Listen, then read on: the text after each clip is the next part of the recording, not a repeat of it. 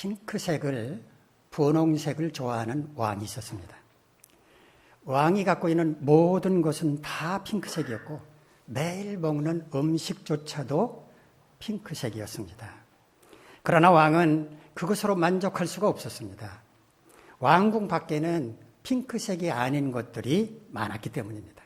그래서 왕은 백성들이 소유하고 있는 모든 것들도 전부 핑크색으로 바꾸라는 법까지 만들었고, 백성들은 불만이 많았지만 왕이 그러니까 어쩔 수 없이 옷과 그릇, 가구 등 모든 것들을 핑크색으로 바꿔야만 했습니다. 하지만 그래도 왕은 만족하지 못했습니다. 세상에는 아직도 핑크색이 아닌 것들이 있었기 때문입니다.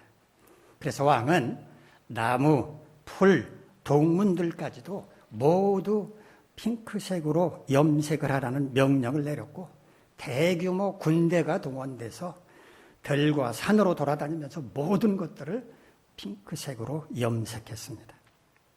드디어 세상이 온통 핑크색으로 변한 것 같았습니다.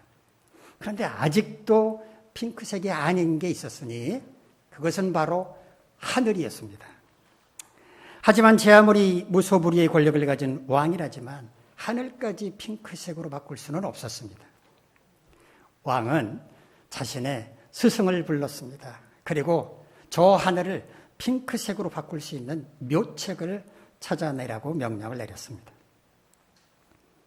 왕의 명령을 받은 스승은 밤낮으로 고심하다가 마침내 하늘을 핑크색으로 바꿀 묘책을 찾아냈습니다. 스승은 자신이 만든 안경을 왕에게 건네주면서 이 안경을 끼고 하늘을 보라고 말했습니다. 왕은 반신반의하면서도 스승 말한 대로 안경을 끼고 하늘을 바라보았습니다. 그랬더니 세상에나 하늘이 핑크빛으로, 그리고 구름도 핑크빛으로 변해 있었습니다. 왕은 크게 기뻐하면서 매일 그 안경을 낀 채 세상을 바라보며 행복한 나날을 보냈습니다. 백성들은 더 이상 핑크색 옷을 입지 않아도 되었고, 동물들도 핑크색으로 염색하지 않아도 됐습니다. 핑크색 렌즈의 안경을 낀 왕의 눈에는 세상 모든 것들이 전부 핑크색으로 보였기 때문입니다. 핑크 대왕 퍼시라고 하는 서양의 동화 이야기입니다. 세상은 어제나 오늘이나 변함이 없는데 세상을 바라보는 사람들의 마음에 따라서 다르게 보입니다. 다이어트를 결심하고 이제 다이어트 해야지, 그렇게 결심을 하고 TV를 보면 어떻습니까? 보는 것마다 먹는 것만 나오는, 보는 것마다 이 TV에 왜 이렇게 먹는 게 많이 나오나 하는 생각이 듭니다. 자신이 어떤 마음의 틀로 또 어떤 눈으로 세상을 보느냐에 따라서 세상은 그렇게 보일 수밖에 없기 때문입니다. 오늘은 이런 주제로 본문의 말씀을 살펴보도록 하겠습니다. 출애굽한 이스라엘 백성들이 가데스라고 하는 곳에 이르게 됐는데 성경의 다른 곳에서는 가데스 바네아라고 부르기도 합니다.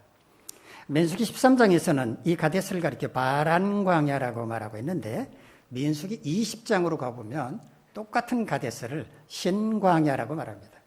그러니까 바란 광야와 신광야 사이에 어디쯤에 있었던 것으로 보입니다.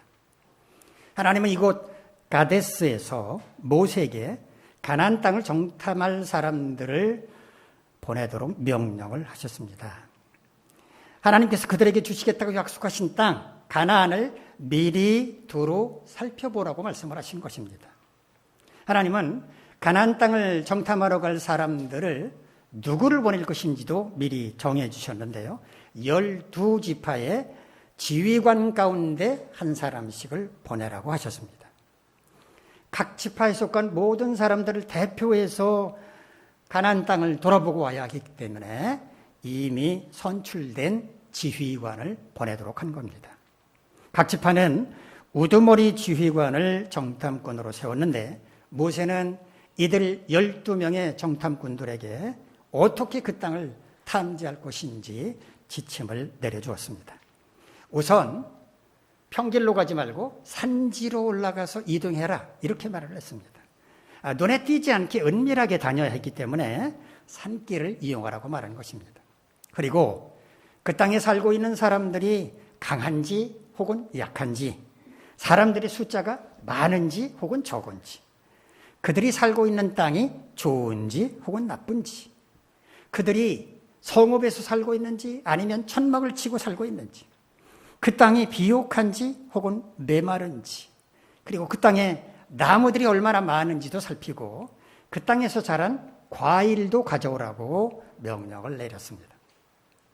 이들 12명의 정탐꾼들은 가데스를 출발해서 사람들의 눈에 띄지 않도록 산길을 통해서 가나안 땅에 들어가 모세가 말한 여러 가지 지침대로 그 땅을 두루 살펴보았고, 에스골 골짜기라고 하는 곳에서는 포도송이가 달린 가지를 베었는데 얼마나 탐스러웠던지 두 사람이 그 가지를 잘라서 두 사람이 어깨에 메고 올 정도였고, 석류와 무화과 열매도 따가지고 돌아왔습니다.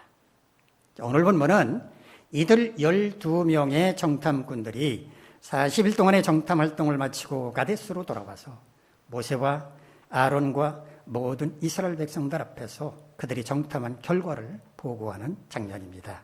자, 우리 본문 25절부터 29절까지 말씀 화면을 보면서 한번 같이 읽도록 하겠습니다. 시작. 40일 동안 땅을 정탐하기를 마치고 돌아와 바란 광야 가데스에 이르러 모세와 아론과 이스라엘 자손의 온 회중에게 나와 그들에게 보고하고 그 땅의 과일을 보이고 모세에게 말하여 이르되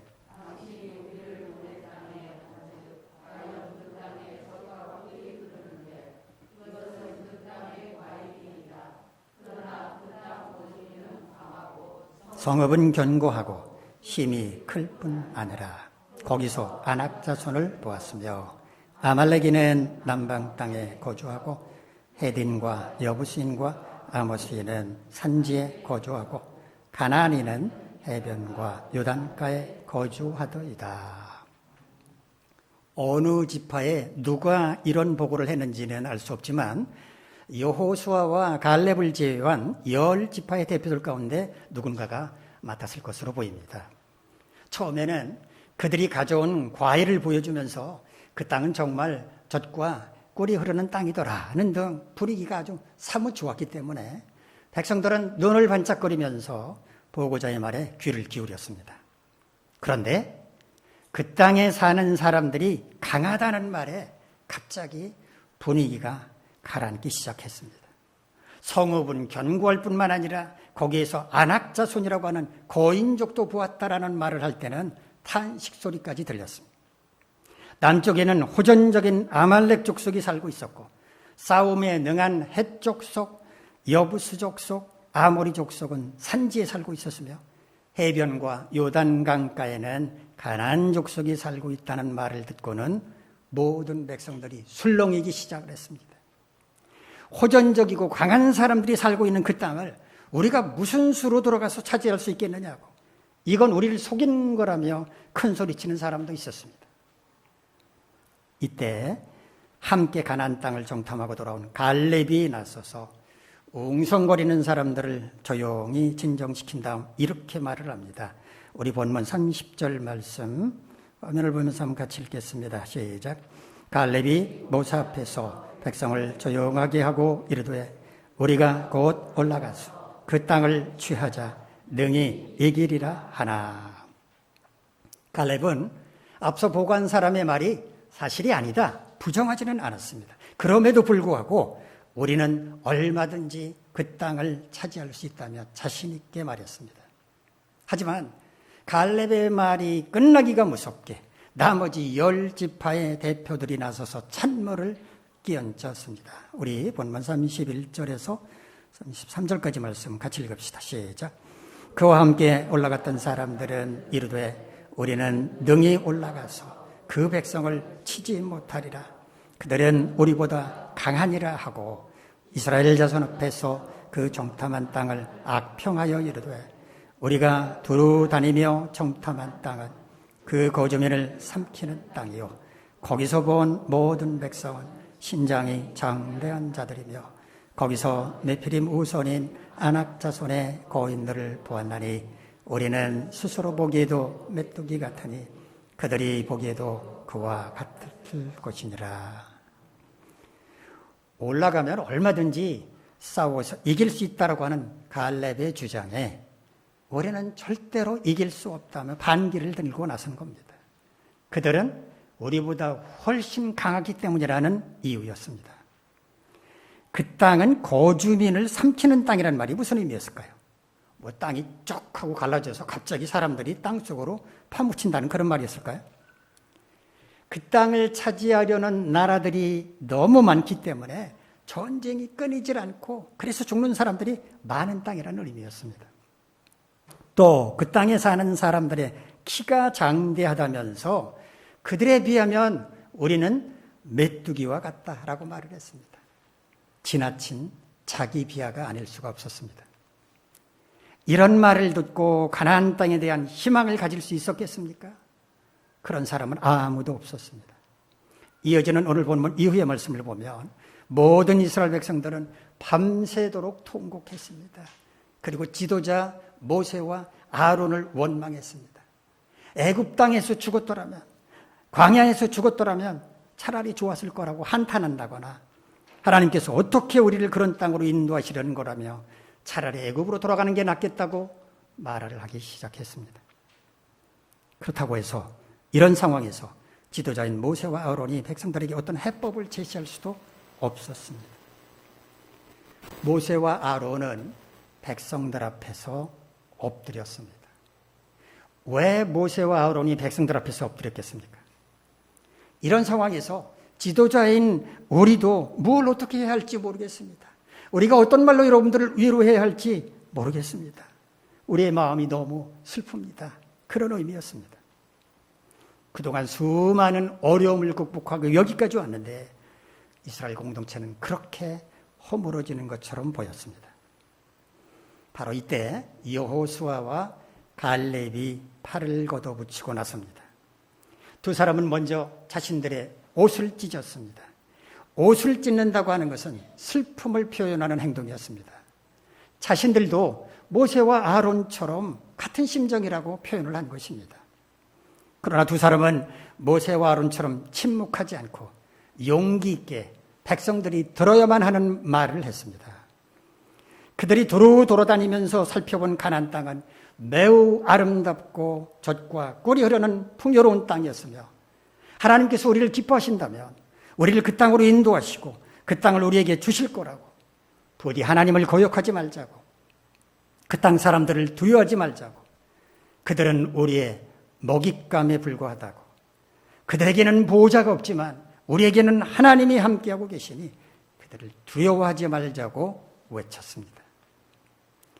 하나님께서 기뻐하시면 그 땅을 차지할 것이라고 말했는데 하나님께서 기뻐하신다는 말이 무슨 의미였을까요? 히브리 원어를 보면 하펫이란 말을 기뻐한다는 말로 번역을 했는데 이 말의 본래 뜻은요, 원하다, 바라다, 기꺼이 무엇 한다는 뜻입니다. 하나님께서 우리에게 가나안 땅을 주시겠다고 약속하지 않으셨습니까? 그러므로 하나님은 우리가 가나안 땅을 정복하기를 바라실 것이고 정복하는데 어려움이 없도록 기꺼이 도와주실 것입니다. 그러니까 두려워하지 말고 우리 올라가 싸웁시다. 이렇게 말하는 것입니다. 사실은 이런 말은 지도자인 모세와 아론이 하는 게 옳았지만 여호수아와 갈렙이 대신 한 것이라고 볼 수 있습니다. 하나님께서 그 두 사람을 사용을 하신 것입니다. 이스라엘 백성들은 여호수아와 갈렙의 말을 듣고 감동을 했을까요? 눈물을 흘리면서 우리가 그렇게 하겠습니다라고 대답을 했을까요? 천만의 만만의 말씀이었습니다. 그들은 돌을 집어들고 두 사람을 치려고 했습니다. 바로 그때 하나님의 영광이 회막을 떠나 이스라엘 백성에게로 이동했습니다. 회막을 덮고 있던 구름이 떠올라서 백성들 위로 왔다는 말입니다. 백성들은 두려워 떨었습니다. 하나님께서 그들에게 진노하셨다고 하는 것을, 하나님께서 모세와 아론, 여호수아와 갈렙과 함께하고 계신다고 하는 것을 깨닫고 그 자리에 모두 엎드렸습니다. 모세의 명령을 받은 이스라엘 12지파 대표들은 40일 동안 가나안 땅을 두루 탐지하면서 돌아다녔습니다. 12명의 대표들은 똑같은 가나안 땅을 보았습니다. 그런데 그들의 평가는 10대 2로 갈라섰습니다.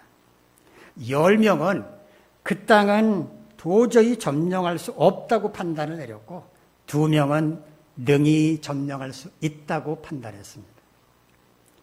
모세와 아론은 물론이고 모든 이스라엘 백성들은 가나안 땅이 어떻게 생겼는지 모릅니다. 그 땅에 대한 정보가 아무것도 없었기 때문에 오로지 정탐꾼들의 보고만으로 판단할 수밖에 없었습니다.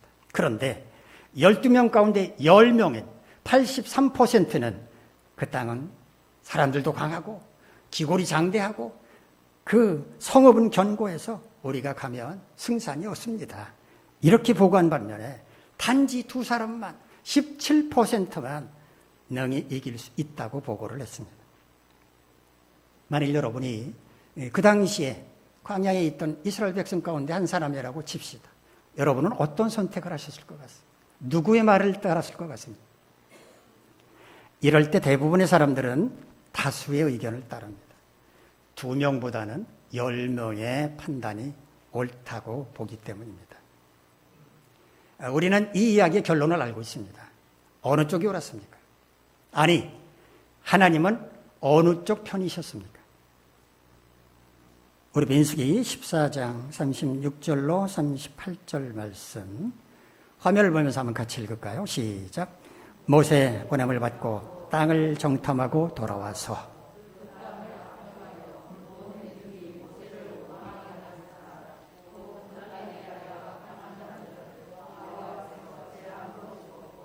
그 땅을 정탐하러 갔던 사람들 중에서 오직 눈의 아들 여호수아와 여분네의 아들 갈렙은 생존하니라. 10명의 대표들은 가나안 땅의 상황을 본 다음에 자신들의 생각을 가미해서 악평을 했습니다.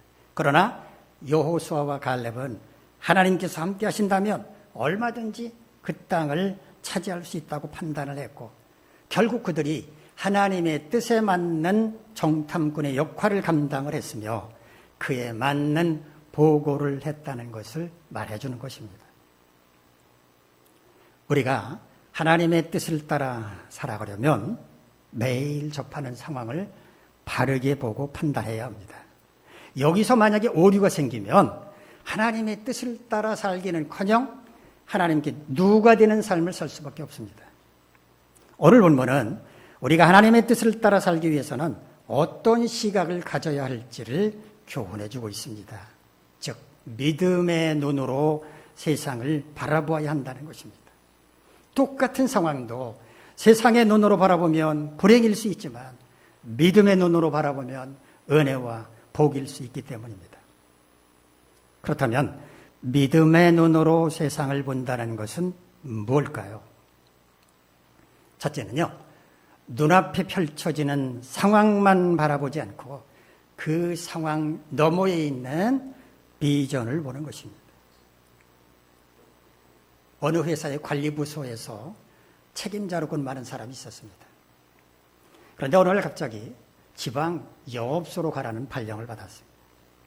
입사한 일에 10수년 동안 관리부서에서 일을 해왔는데 난데없이 영업부서의 책임자로 발령이 났으니 얼마나 충격이 컸겠습니까? 더구나 자녀가 대학 입시를 앞두고 있는 고등학생이라서 이사를 할 수도 없는 상황이었습니다.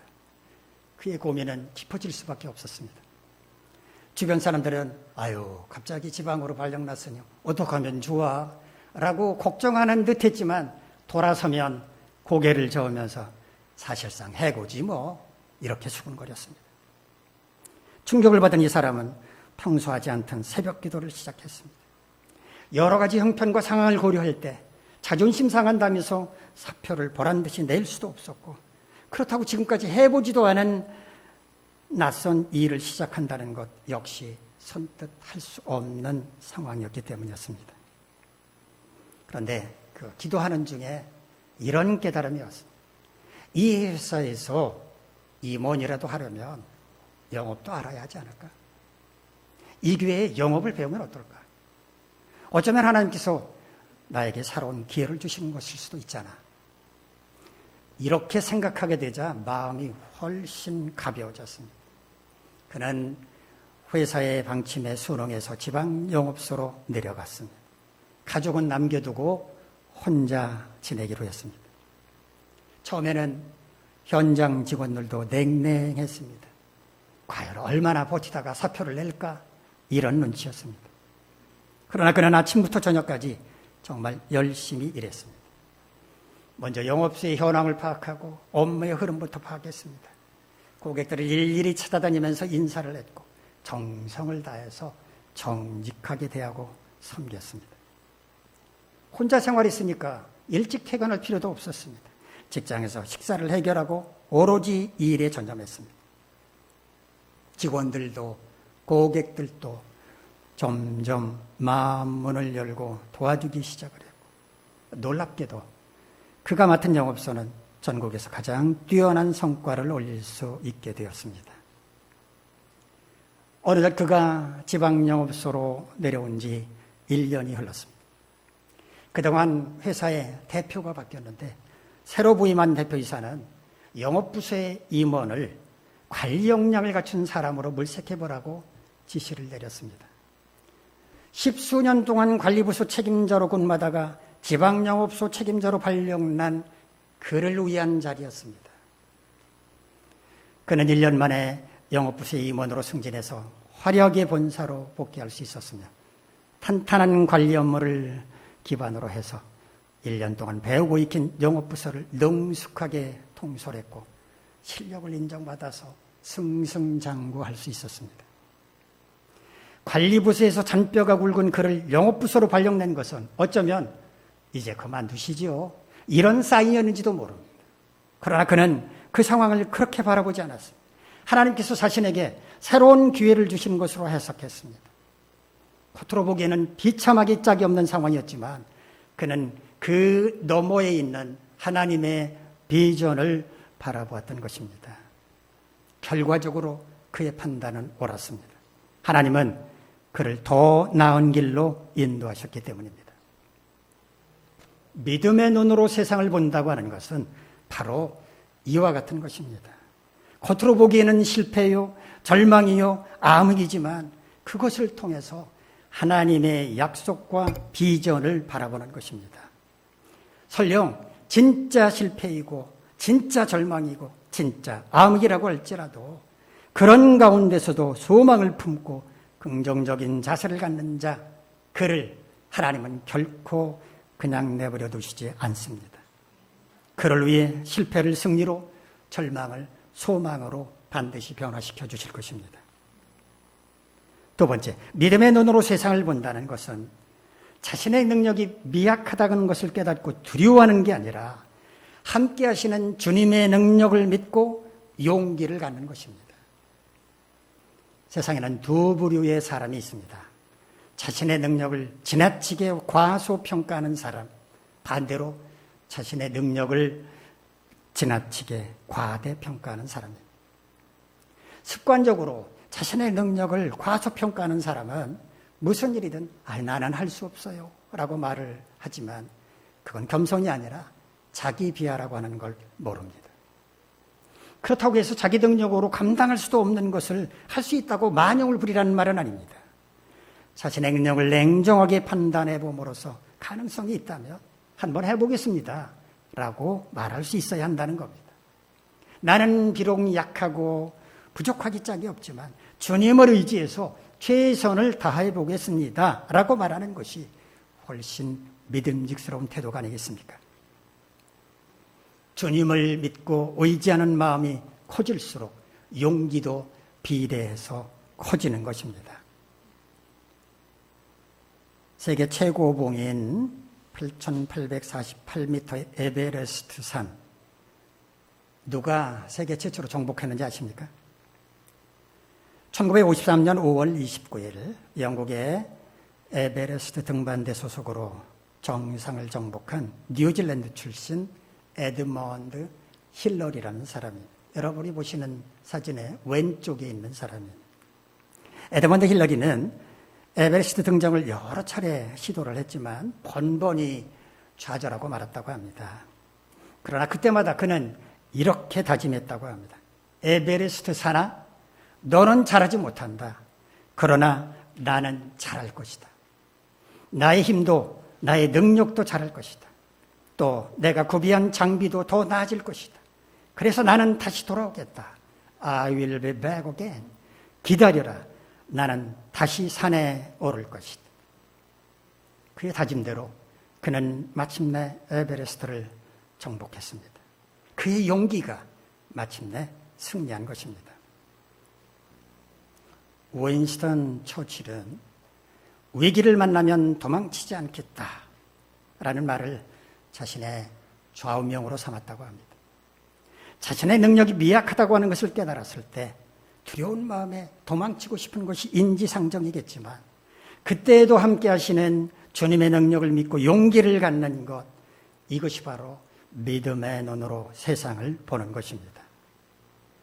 세 번째, 믿음의 눈으로 세상을 본다는 것은 앞을 가로막고 있는 여러 가지 장애물들을 보면서 절망하지 않고 그럼에도 불구하고 승리를 안겨주실 주님을 바라보는 것입니다. 앞을 가로막고 있는 장애물만 보고 절망한다면 어떻게 앞으로 나아갈 수 있겠습니까? 장애물을 극복해야만 앞으로 나아갈 수 있습니다.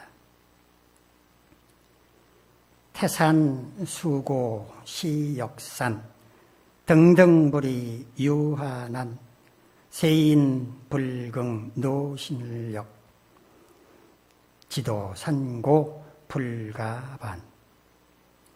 조선시대 문인이자 4대 명필가 가운데 한 사람이었던 양사원의 태산가라고 하는 시조입니다. 태산이 높다 하되 하늘 아래 매이루다. 오르고 또 오르면 못 오를 이 없건만은 사람들은 제 안이 오르고 매만 높다 하더라. 사람들은 장애물을 만나면 지레 겁부터 먹고 그것을 극복할 생각조차 하지 않지만 그것을 극복하기 위한 작은 것부터 실천하다 보면 언젠가 정복할 수 있다는 교훈을 주는 시조입니다. 하나님께서 함께 하신다면, 하나님께서 도와주신다면 극복하지 못할 장애물이 어디 있겠습니까? 주님 안에 승리가 있음을 믿고 담대해야 합니다. 만약에 우리가 이처럼 믿음의 눈으로 세상을 본다면 우리는 두려워하지도 않고 염려하지도 않을 것이며 항상 긍정적인 자세로 소망을 품고 담대하게 앞으로 나아가서 주님이 예비해 놓으신 승리를 얻을 수 있게 될 것입니다. 사랑하는 성도 여러분, 우리가 하나님의 뜻을 따라 살아가고자 한다면 믿음의 눈으로 세상을 바라봐야 합니다. 눈앞에 펼쳐지는 상황을 바라보는 것이 아니라 그 상황 너머에 있는 하나님의 비전을 보고 자신의 능력이 미약함을 깨닫고 두려워하는 게 아니라 함께 하시는 주님의 능력을 믿고 용기를 가지며 앞을 가로막고 있는 여러 가지 장애물들을 보며 절망하지 않고 그럼에도 불구하고 승리를 주실 주님을 바라봐야 합니다. 여러분 모두 이와 같이 믿음의 눈으로 세상을 보시기를 간절히 바랍니다. 기도하겠습니다. 거룩하신 하나님, 우리 모두 믿음의 눈으로 세상을 바라보므로 주님이 예비하신 승리를 경험하며 살아가게 하옵소서. 예수님의 이름으로 기도하옵나이다. 아멘.